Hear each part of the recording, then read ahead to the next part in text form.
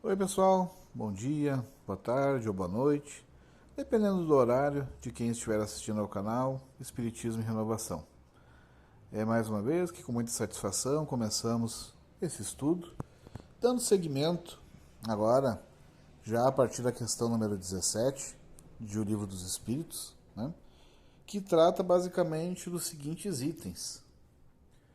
Fala a respeito do livro, então, dos elementos gerais do universo, que é o capítulo 2.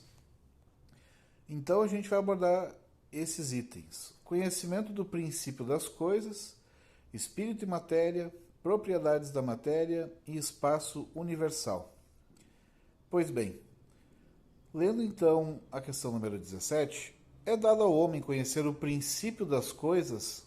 Não. Deus não permite que ao homem tudo seja revelado nesse mundo. É sempre bom ler o Livro dos Espíritos, né? Porque ele é bastante direto, né? Nas suas respostas.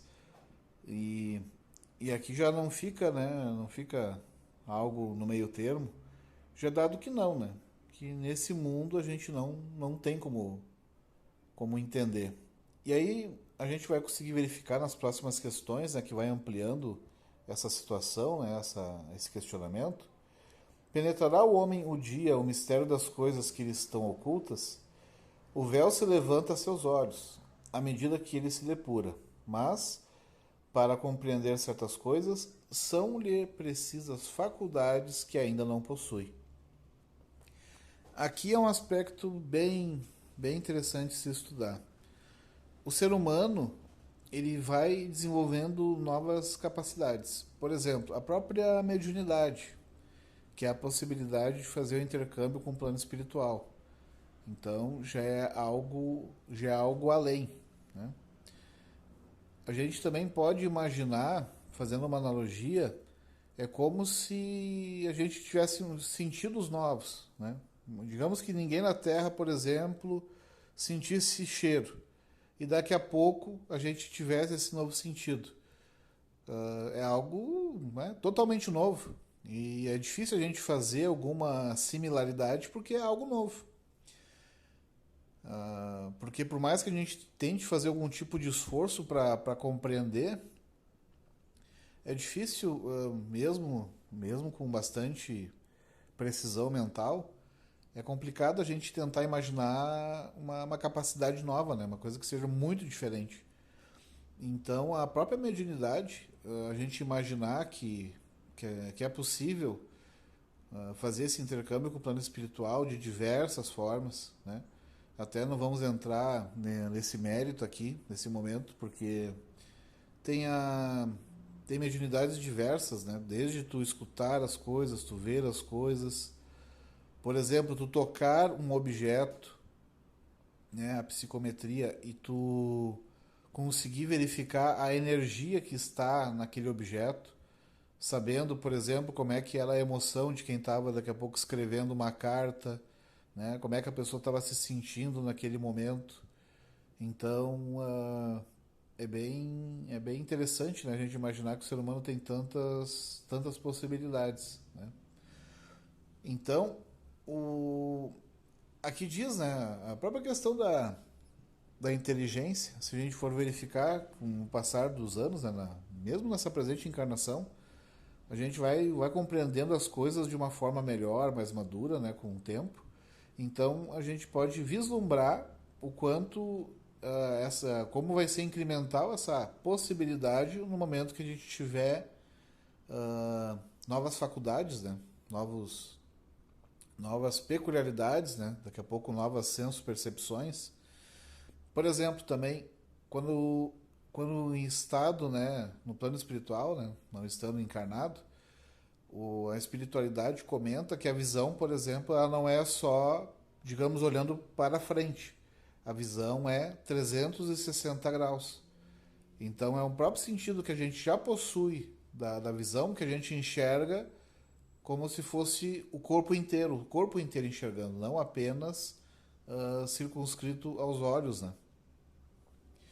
Então, vendo algo que a gente já conhece, a gente consegue perceber como as coisas vão se ampliar. Indo ainda nessa questão das particularidades, né? Da senso-percepção, digamos assim, no plano espiritual é possível também a comunicação, claro, isso conforme o patamar evolutivo dos seres, a comunicação através, por exemplo, do pensamento. Né? Então, porque na prática, aqui enquanto encarnados, né, a gente tem que utilizar uma linguagem para poder moldar, né, para poder se fazer entendível, né, para a gente poder, enfim, se comunicar. Porque a gente tem uma ideia e a gente precisa de palavras, né, para poder se expressar.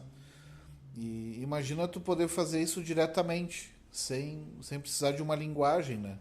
Seria, na verdade, na prática, o próprio pensamento, né? Não tendo essa camada, digamos, de abstração, essa camada adicional entre a ideia e a outra pessoa com a qual a gente tem o interesse de conversar. Também é uma outra coisa que é importante comunicar, porque da mesma maneira que a gente ao falar, né, a gente está, digamos, né, o nosso som ele tá vibrando no ar e os nossos pensamentos no plano espiritual eles também são visíveis, digamos assim. A gente tem o que se chama de uma psicosfera, né? É o nosso campo mental e ele fica perceptível aos demais. Então, ao entrar em contato, né, no plano extracorpóreo com outros seres, a gente consegue ver o grau de moralidade da pessoa, o grau de evolução espiritual, né? O livro Voltei, por exemplo, comenta que na prática a gente não está se desenvolvendo como poderia. E aí os irmãos desencarnados, né, ao confrontar, né, esse irmão, se não me engano é o irmão Jacó, né, no livro Voltei, ao conversar com ele, eles estavam fazendo pouco caso, digamos, da luz que irradiava do coração. Porque não era uma luz com forte luminosidade, com intensidade. E isso era sinal característico que o campo do sentimento ainda não era muito evoluído. E isso também é um convite até para todos nós, né? Refletirmos, porque muitas vezes a gente se apega muito na intelectualidade, na análise das coisas, e o afeto genuíno, né, por nós mesmos, pelas pessoas, né, por Deus, a gente acaba não desenvolvendo muito. Então é interessante a gente pensar o quanto a gente pode se desenvolver, né, em várias questões ainda. Indo então para a próxima questão, a número 18, diz o seguinte, vamos lá.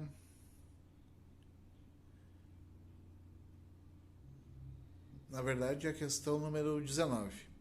Não pode o homem, pelas investigações científicas, penetrar alguns dos segredos da natureza? Respondem os espíritos. A ciência lhe foi dada para seu adiantamento em todas as coisas. Ele, porém, não pode ultrapassar os limites que Deus estabeleceu. E aí vem Kardec, explicando, né, fazendo seu comentário. Quanto mais consegue o homem penetrar nesses mistérios, tanto maior admiração lhe devem causar o poder e a sabedoria do Criador. Entretanto, seja por orgulho, seja por fraqueza, sua própria inteligência o faz joguete da ilusão. Ele amontoa sistemas sobre sistemas e cada dia que passa lhe mostra quantos erros tomou por verdades e quantas verdades rejeitou como erros. São outras tantas decepções para seu orgulho.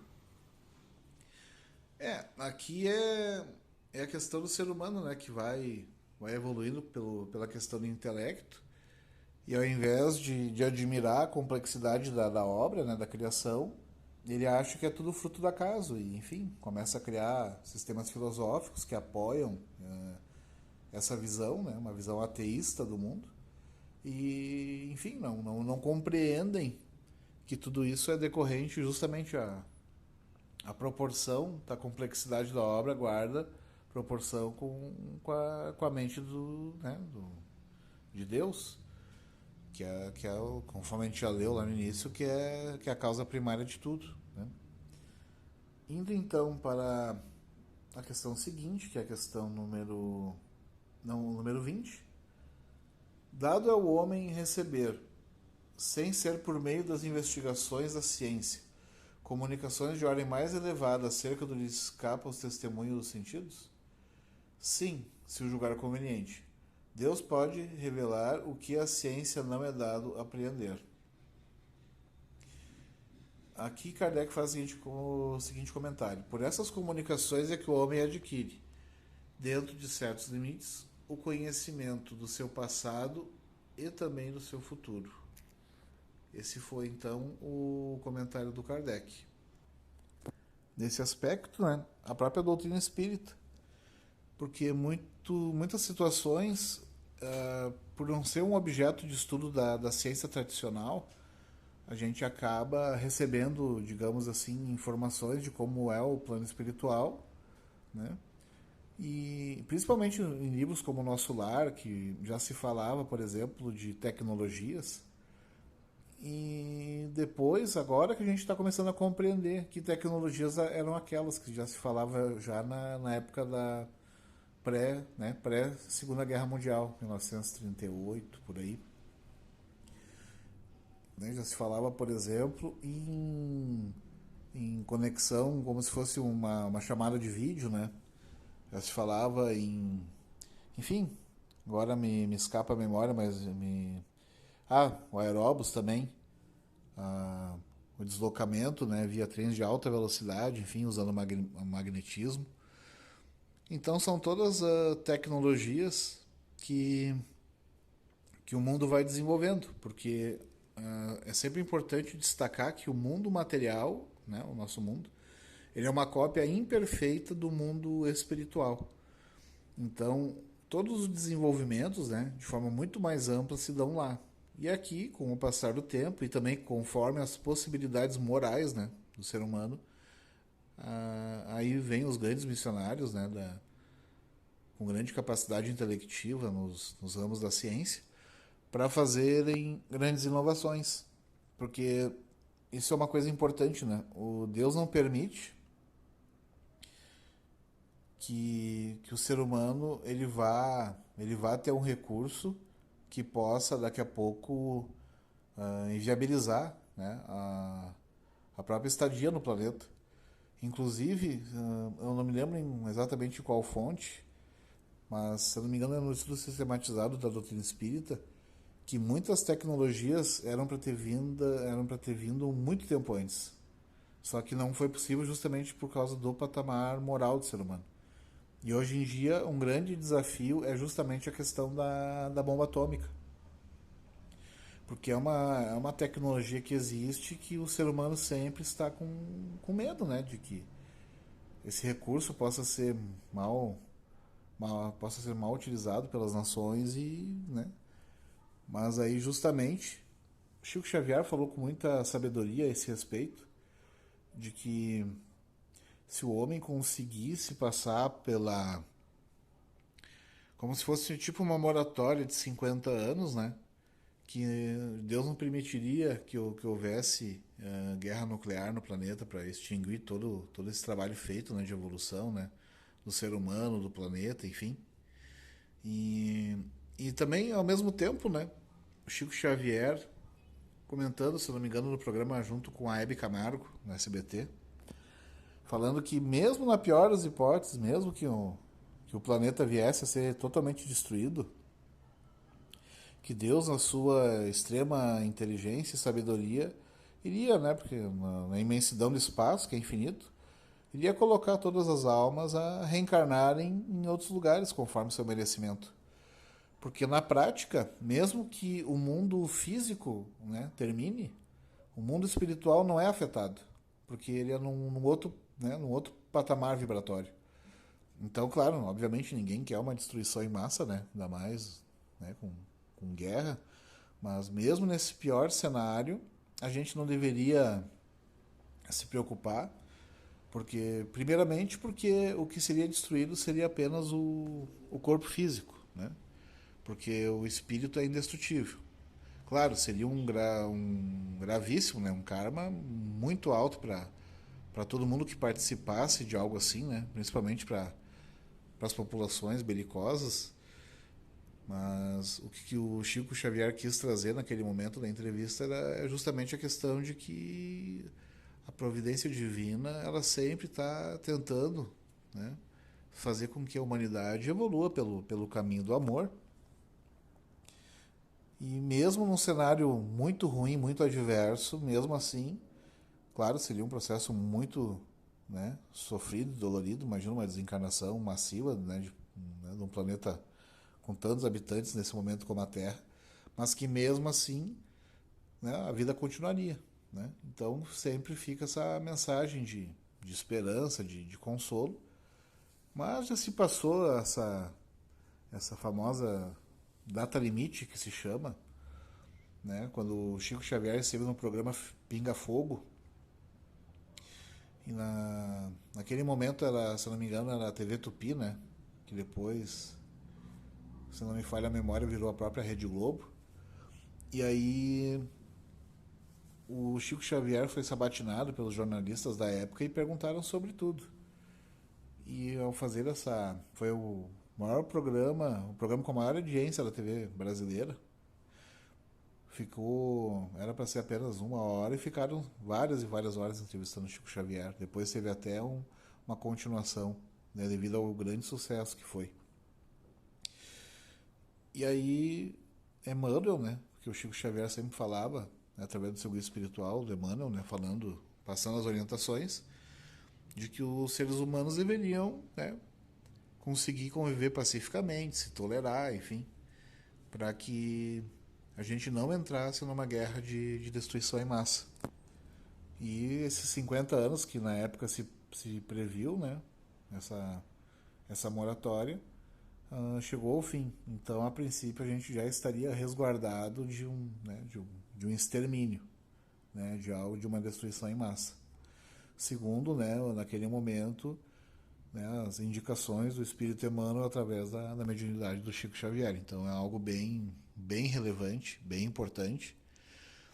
E a gente também, lendo livros, né, desse grande médium, né, desse médium mineiro, por exemplo, o livro A Caminho da Luz também fala muito desse processo evolutivo, né, falando sobre toda a caminhada do homem, a jornada interestelar, enfim.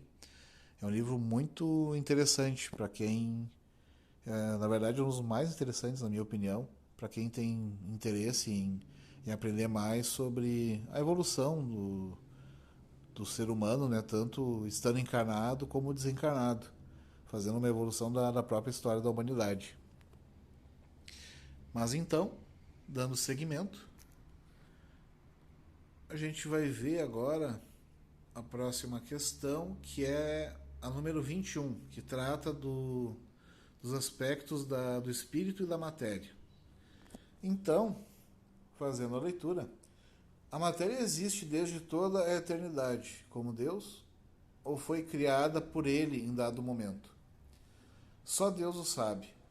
Há uma coisa, todavia, que a razão vos deve indicar. É que Deus, modelo de amor e caridade, nunca esteve inativo. Por mais distante que logreis figurar o início de sua ação, podereis concebê-lo ocioso, o momento que seja? Aí vem o comentário do Kardec. Define-se geralmente a matéria como o que tem extensão, o que é capaz de nos impressionar os sentidos, o que é impenetrável. São exatas essas definições? Ah, desculpa. Eu achei que era o comentário do Kardec e na verdade já era a próxima questão. Não, então, voltando então respondendo então, comentando o item 21, porque se é algo que só Deus sabe, né, no caso, a matéria existe desde toda a eternidade, é aquela coisa, né, a gente sempre, tudo que remonta ao infinito, a Deus, é tudo muito, muito complicado de abordar. Aí a gente entra no âmago das coisas que a gente não tem, né, condição de ir adiante, né? E, enfim, antes de ser um demérito para nós seres humanos, na verdade, enfim, é uma condição que é temporária e algumas, inclusive, né? Por exemplo, só Deus o sabe. Então é uma coisa que, né, enfim, tem coisas que a gente não vai conseguir, porque Deus é o infinito de todas as perfeições. E a gente nunca vai igualar, né, isso. Então não tem por que a gente, né, se deter muito nesses itens, mas, como diz a espiritualidade, né, afirmando que Deus é um modelo de amor, de caridade, que nunca esteve inativo. E aí a gente começa, tá, mas e quando é que começou a criação? Mas se Deus é infinito no tempo, né, ele é eterno, né, a gente pode imaginar um momento que não houve criação, e como ele é eterno, o dia que ele fez a primeira criação e o que foi antes disso, a gente pode pensar a eternidade para trás, né? Daí por que ele não criou antes, ou por que ele criou em dado momento? E aqui a espiritualidade fala que a gente nunca pode imaginar um Deus inativo. Mas como é que, né? Como é que pode existir um Deus que sempre criou desde o início, desde toda a eternidade, sempre criando, né? E daí a gente pode tentar pensar, mas qual é que foi o primeiro momento da primeira criação? Mas daí não, no fim é um raciocínio que a gente não consegue finalizar ele, né? Agora sim, indo para a questão 22, define-se geralmente a matéria como o que tem extensão, o que é capaz de nos impressionar os sentidos, o que é impenetrável. São exatas essas definições? Do vosso ponto de vista, elas o são, porque não falais senão do que conheceis. Mas a matéria existe em estados que ignorais. Pode ser, por exemplo, tão etéreo e sutil que nenhuma impressão vos cause aos sentidos. Contudo, é sempre matéria. Para vós, porém, não o seria. Aqui é interessante, né? É que nem o próprio plano espiritual. As construções, as árvores, tudo é matéria, né? Só que é uma matéria muito quintessenciada, é algo muito sutil. Então a gente, via de regra, a não ser que a pessoa tenha uma mediunidade, né, de clarividência, a pessoa não enxerga o plano espiritual. Então, visto que ela não enxerga, né? Então eu não enxergo o plano espiritual, não existe essa matéria. Não, existe, ela existe. E é algo que, ao desencarnar, todos vamos ter a oportunidade justamente de, enfim, de viver no plano espiritual e ver por nós mesmos as coisas, né? Inclusive, além da mediunidade, né, também tem o próprio fenômeno chamado de desdobramento, que é quando a pessoa está, por exemplo, dormindo, né, digamos, na sua casa, enfim, no seu quarto, e aí no período da noite o corpo fica ali, né, deitado, né, descansando, e em espírito a pessoa sai, vai para o plano espiritual, né, ou seja, a pessoa não desencarnou, ela está ainda conectada ao corpo físico, e o cordão de prata, né, não é rompido, ou seja, o elo entre o corpo físico e o espírito, né, ele tá íntegro, né, então não há desencarnação. E para as pessoas que têm essa capacidade, ela consegue, né, no caso, ver com os próprios olhos, né, com os olhos do espírito, o plano espiritual, consegue ver outros espíritos, né? E aí, tudo isso que fala aqui sobre a sutileza da matéria, a pessoa consegue ver por ela mesma. Continuando ainda na questão número 22, que definição podeis dar da matéria? A matéria é o laço que prende o espírito. É um instrumento de que esse se serve sobre o qual, ao mesmo tempo, exerce sua ação. Aí sim, agora Kardec faz o comentário. Desse ponto de vista, pode dizer que a matéria é o agente, o intermediário com o auxílio do qual e sobre o qual atua o espírito. Aqui é importante que ele faz uma correlação, né, com o próprio espírito, né? Que a matéria é o laço que prende o espírito. Então é um instrumento, né? A matéria é um instrumento de que né, o espírito se serve, sobre o qual ao mesmo tempo exerce a situação. Aqui fala muito demonstrando a própria questão da finalidade, né, do plano físico. Porque o plano físico ele está justamente para o espírito vir aqui e fazer o seu desenvolvimento intelecto-moral. Então, é uma definição bem no âmbito da doutrina espírita. E na sequência, já pergunta, né? Que é o espírito? O princípio inteligente do universo. Aí já fala, né, sobre o nosso principal atributo. que é justamente a capacidade de pensar, de discernir, de avaliar as coisas, né? Então, o espírito é o princípio inteligente do universo. Ampliando a questão, a 23A, qual a natureza íntima do espírito? Não é fácil analisar o espírito com a vossa linguagem. Para vós, ele nada é, por não ser palpável. Para nós, entretanto, é alguma coisa. Ficai sabendo, coisa nenhuma é o nada e o nada não existe. Aqui, como a gente é muito, né, e contextualizando ainda mais naquela época, né, fazer uma análise do espírito é complicado pelas nossas próprias limitações, enfim.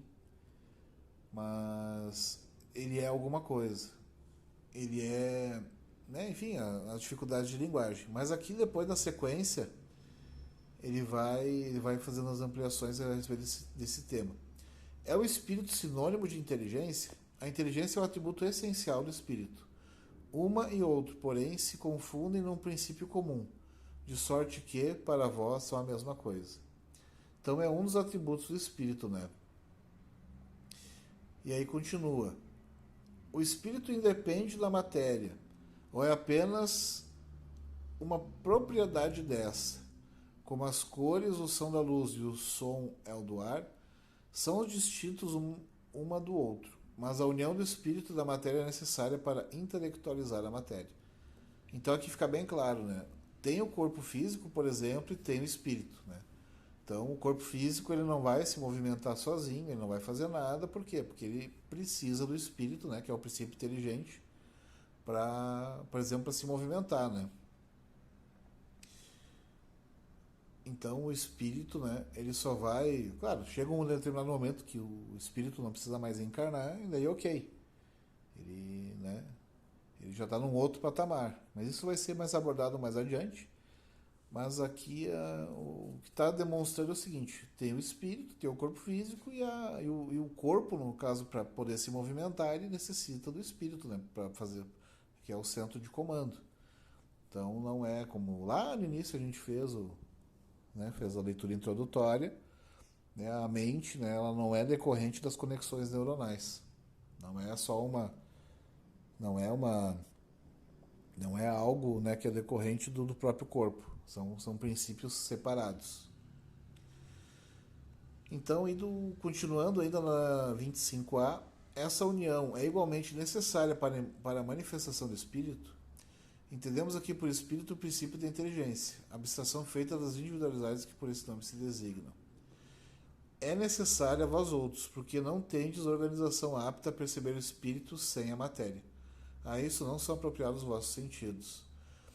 Aqui está falando de forma bastante generalista, né? Porque, claro, são exceções, né? As pessoas que podem enxergar os espíritos. Então, é necessário o meio material para que os fenômenos possam ser, né, perceptíveis, né? Por exemplo, algum tipo de materialização, né? Como algumas que o Chico Xavier conseguiu produzir, enfim. Mas aí, no caso, está dizendo de forma generalista, né? Porque os médios, a princípio, não têm, né? Não tem essa necessidade, né? Eles conseguem ver, eles têm os sentidos para isso. 26. Poder-se-á conceber o espírito sem a matéria e a matéria sem o espírito? Pode-se.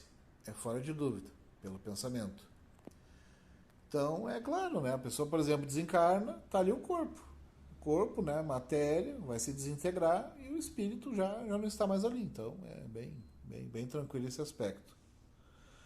Então, seguindo para a questão 27... Há então dois elementos gerais do universo, a matéria e o espírito? Daí responde a espiritualidade, sim. E acima de tudo Deus, o Criador, o Pai de todas as coisas.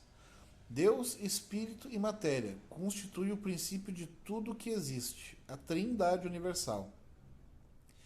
Mas ao elemento material se tem que juntar o fluido universal, que desempenha o papel de intermediário entre o espírito e a matéria propriamente dita, por demais grosseira para que o espírito possa exercer ação sobre ela.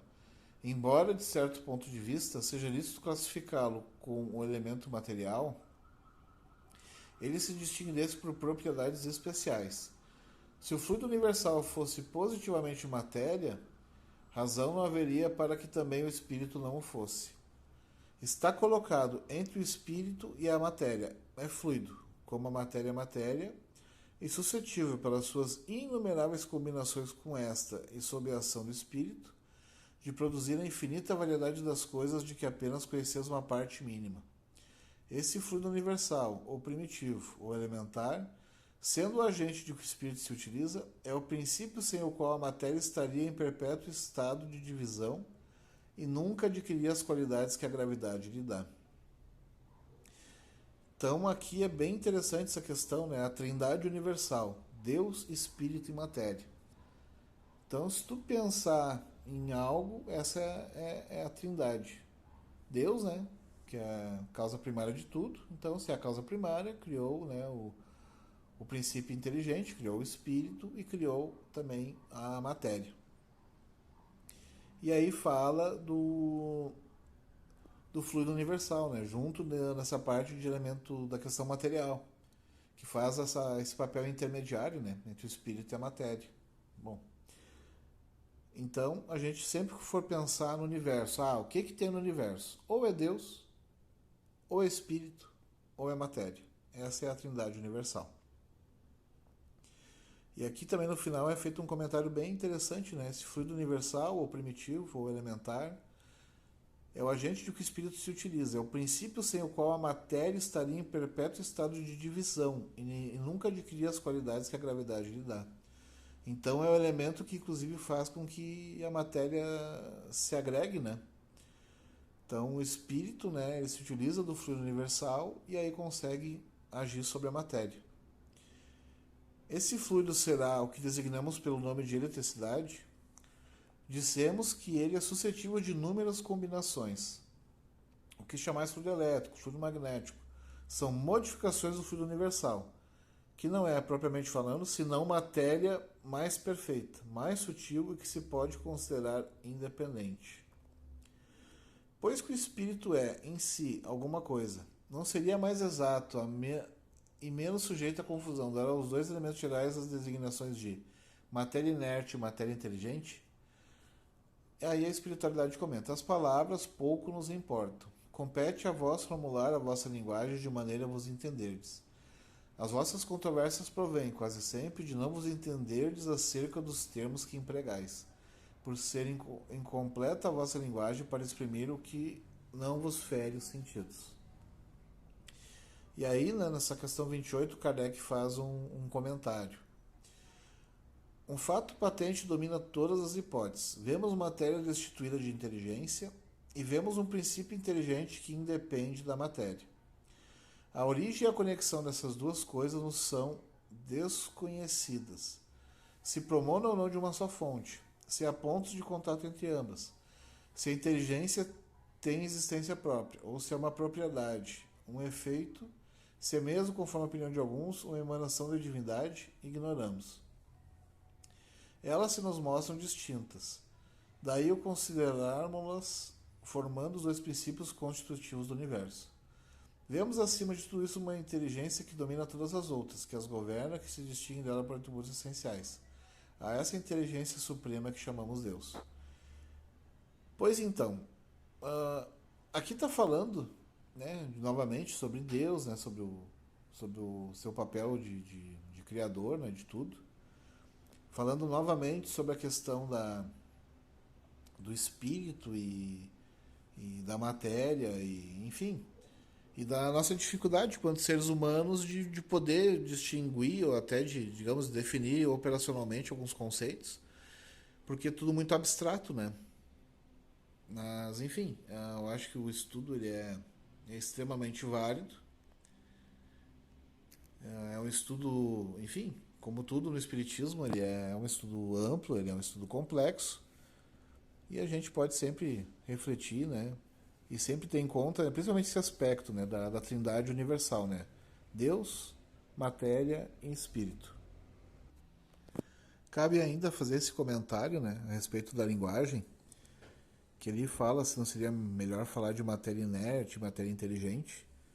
E ali, né, a espiritualidade diz que isso não importa muito, o importante é que a gente consiga definir o conceito e que a gente consiga se comunicar.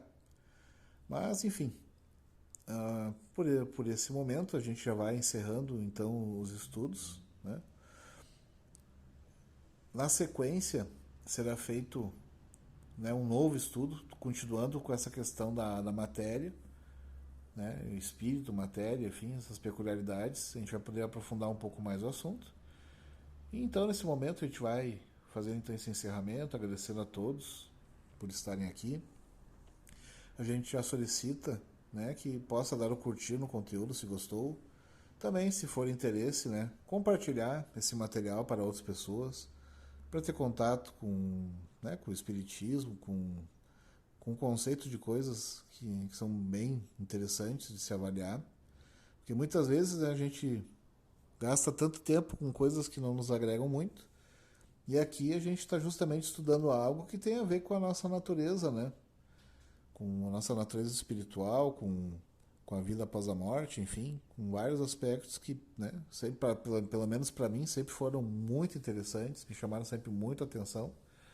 E assim, para quem também tem esses mesmos interesses, né, pode compartilhar e as pessoas utilizarem esse material para aprofundar os seus conhecimentos e, enfim, discutir com amigos, colegas de trabalho, parentes, para, enfim, para a gente também entender coisas novas, estudar coisas novas e assim é uma forma da gente, né, enquanto ser vivo também, ir melhorando a nossa capacidade de entendimento das coisas. Então, que Deus abençoe a todos nós, que tenhamos uma ótima semana. Que assim seja.